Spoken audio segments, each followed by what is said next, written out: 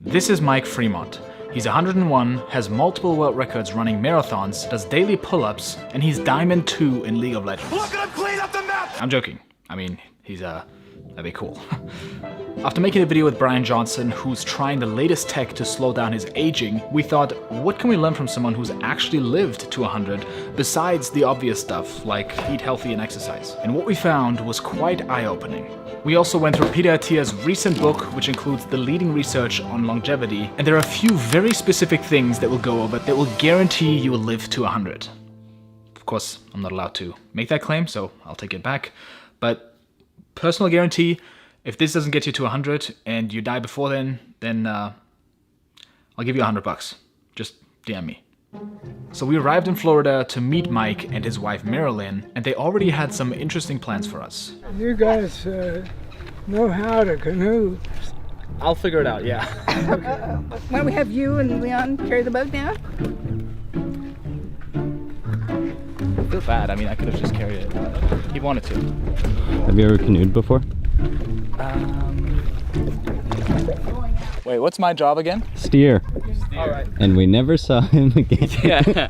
You may think people get to 100 years old because they just have healthier habits, but oftentimes the opposite was actually true.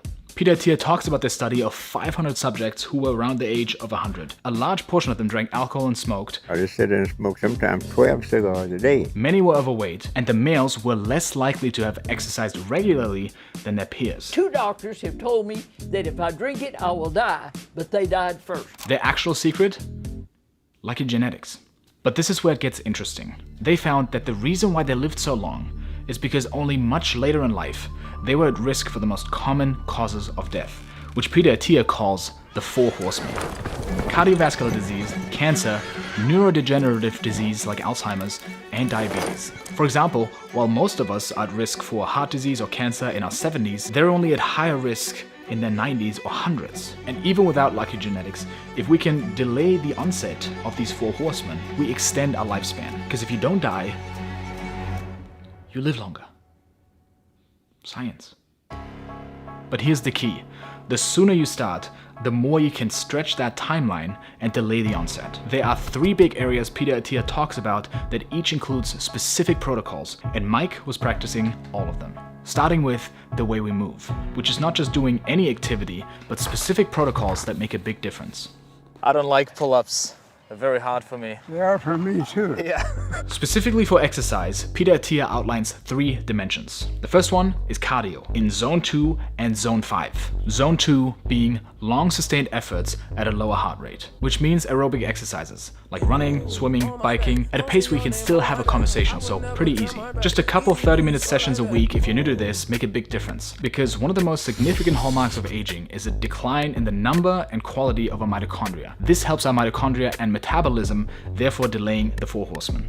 Zone 5, on the other hand, is short bursts of high effort, where you go pretty unga bunga. For example, biking, using the rowing machine, or high intensity interval training. Just 1 or 2 of these a week, 3 to 8 minutes long, to maximize and maintain your VO2 max, which is the maximum rate of oxygen your body is able to use during exercise. Because if you don't maintain it, you won't be able to do basic tasks long term. So my blood tests have shown that I may be at a higher risk for cardiovascular disease long term, and I've only been doing weights, so I definitely want to start incorporating zone 2 and zone 5 into my routine. The second dimension is strength, so lifting weights, to build muscle and bone density now and maintain it, because regaining muscle is much harder later in life. One study looked at seniors who engaged in a program of strength training and found that even after 6 months of pure strength training, half of the subjects did not gain any muscle mass. So building muscle now is like investing in your retirement. Then the shaking starts. That's when it gets hard. Hey, try again here. You want to try again? Yeah, I haven't nearly finished. Yeah.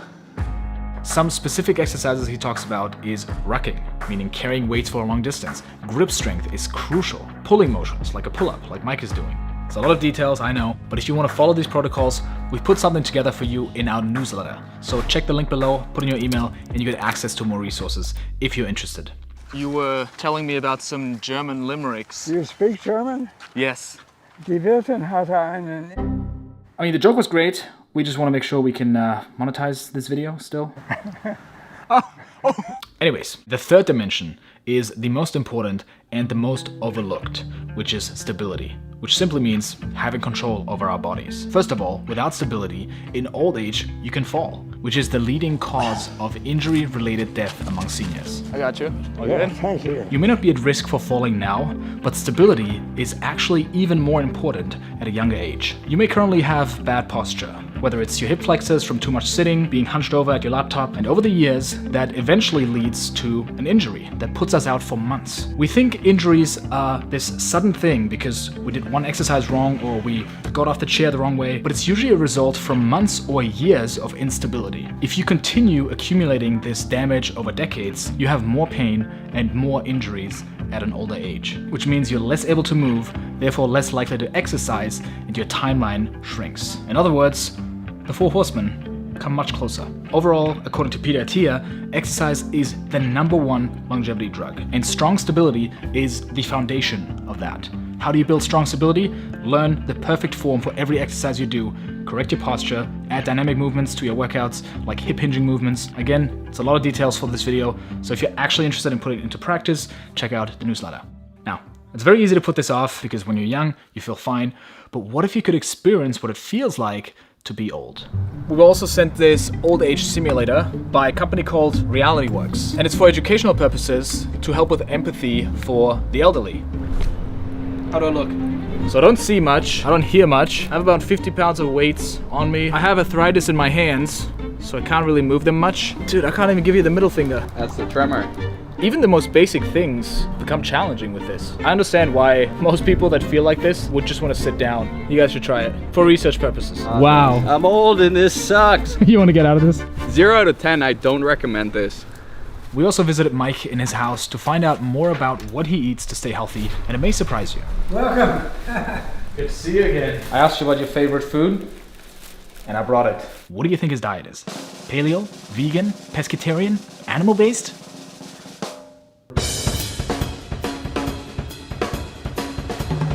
He's vegan. Yeah, vegan. He doesn't eat animals. Is that the answer to his longevity? This is where a lot of people disagree. What are we making? Sweet corn mixed with chopped up onion. Now, according to Mike, his vegan diet is the #1 key to his health. For good reason. He was diagnosed with cancer at 69, was given only 3 months left to live, and stumbled upon the Cancer Prevention Diet by Michio Kushi, which talks about a macrobiotic diet based on Zen Buddhism, which means no animal products. With lots of anecdotal evidence, a lot of cancer survivors who swear by it, and he himself was cancer-free a few months later. Seems like it worked for him. You're so restless. I feel bad now just having to make food for us. I don't need any help, but if it gives any case. I was raised that way, always be helpful. Everything at once. Yeah. According to Brian Johnson, again, also vegan, it doesn't really matter which specific diet you follow, as long as your body gets all the nutrients, you track your data, and you have healthy biomarkers, which he has. According to Peter Attia, we actually know very little about nutrition and what's best for us. Most studies are actually conducted very poorly. The topic is way too complex with way too many variables, and it just gets oversimplified way too much, especially by influencers who... But there are a few key observations and protocols he points out that will help us delay the Four Horsemen. First of all, the amount of calories. Less calories generally means better longevity, which Brian Johnson also talked about, and Mike also seems to be eating very light meals. Caloric restriction seems beneficial for preventing the cancer horsemen and also maintaining metabolic health, which affects all the other horsemen as well. So don't overeat, but he says also definitely don't be undernourished. Specifically because the second thing you mentioned is the importance of protein. Out of the 3 macronutrients, Peter says this is the most important one. You have to be able to let food go. I'll just have the tofu. Gotta get at least the protein, come on. Usually, you need way more protein than you think. The recommended average is, of course it does vary per person, but a general rule of thumb is 1 gram of protein for each pound of body weight. The key is to maintain muscle because again, muscle is a huge predictor for longevity. More muscle means you're able to exercise more into old age, which means you're probably gonna live longer. Also, quick side tangent. I hate horses. I love beating a dead horse. Especially if it's a horse from the Four Horsemen, which in this case is reminding you to prioritize sleep. We talked about it in other videos, and also Peter talks about it in the book. Of course, bad sleep is the biggest factor that can lead to all Four Horsemen because you won't stick to your diet, you're not likely to exercise if you're in bad sleep, and increases risk of Alzheimer's because it just makes your brain go floppity boop. Just wanted to mention that again. check out our videos about it. Either way, whatever Mike was doing, it seemed like it was working for him.